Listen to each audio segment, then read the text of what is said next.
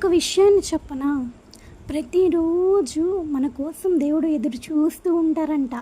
నా కుమారుడు వస్తాడు, నా కుమార్తె వస్తుంది అని ప్రతిరోజు ఎదురు చూస్తూనే ఉంటారంట.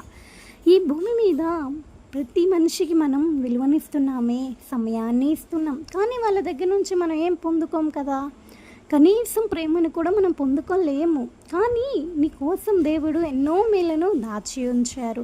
నా బిడ్డకి ఇవ్వాలి, ఈరోజు నా బిడ్డ నా కోసం వస్తే తనకి చాలా చెప్పాలి, చాలా ఇవ్వాలని దేవుడు ఎదురు చూస్తూ ఉంటారంట. కానీ మనం రాలేకపోతున్నామే, దేవుడికి సమయాన్ని కూడా ఇవ్వలేకపోతున్నాం, ఆయన ప్రేమను మనం పొందుకోలేకపోతున్నాం. నీ మొర మనుషులు వినకపోవచ్చు, కానీ దేవుడు వింటాడు. ప్రతిసారి ప్రతి మాట దేవుడు వినగలడు, నీకన్నిటినీ తుడవగలడు, నిన్ను హత్తుకోగలడు.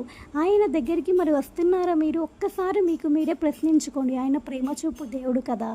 ఇలాంటి మరెన్నో వీడియోస్ కోసం లైక్, షేర్ అండ్ సబ్స్క్రైబ్ చేయడం మర్చిపోకండి.